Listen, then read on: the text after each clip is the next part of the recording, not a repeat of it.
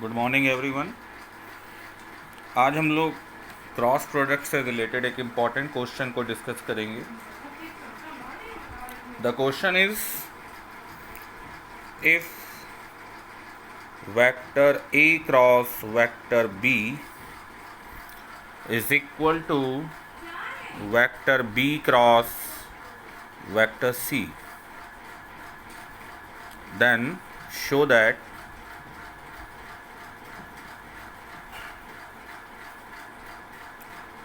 vector A plus vector B plus vector C is a zero vector. So this is given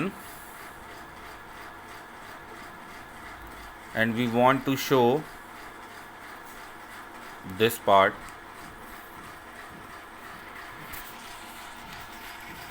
Now the proof. So given that vector A cross vector B is equal to vector B cross vector C.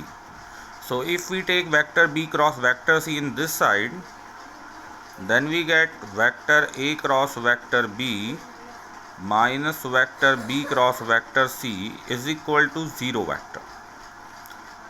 So in this case, if we take vector B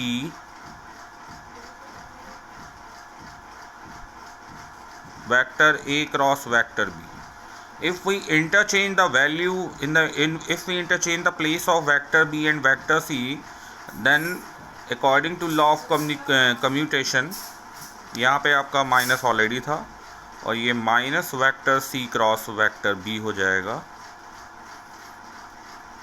is equal to zero vector. So now open the bracket, then we get vector A cross vector B plus vector C cross vector B is equal to zero vector.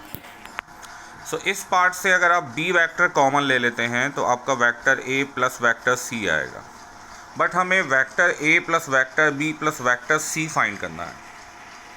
तो यहाँ पर आप क्या कर सकते हैं, तो यहाँ पर आपके लिए एक और छोटा सा टेक्निक आप यूज़ करेंगे और उस टेक्निक में आप क्या करेंगे, ज़रा इसको ध्यान से देखिएगा।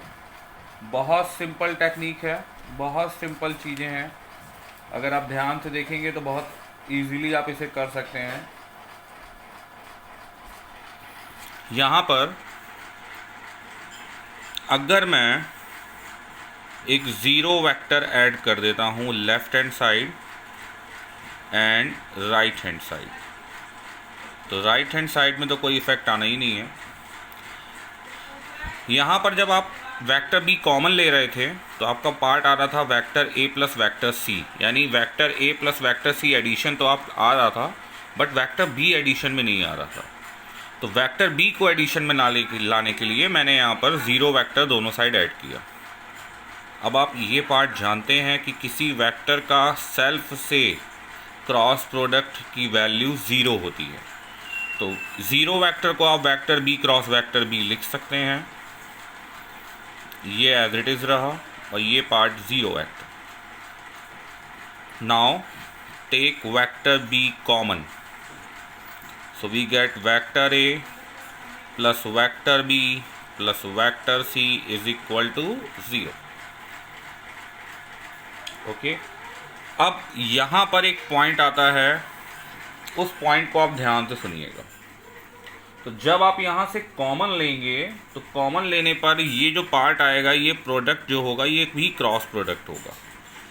ओके, तो इस केस में यहाँ से दो ऑप्शन है। First option vector B is equal to zero and the second one vector A plus vector B plus vector C is equal to zero vector. ये पॉसिबल नहीं है क्योंकि वेक्टर बी ऑलरेडी यहाँ पे एग्जिस्ट कर रहा है, तो this is it is not possible. So if this one is not possible so the answer is this. तो यहाँ से ये पार्ट आपका जो प्रूव करना था ये आपने प्रूव कर लिया। आई होप कि ये क्वेश्चन आपको समझ में आया होगा और ये एक इम्पॉर्टेंट क्वेश्चन है, इसलिए ध्यान से इसे देखिएगा और इसमें जो डाउट हो आप मुझसे पूछ सकते हैं।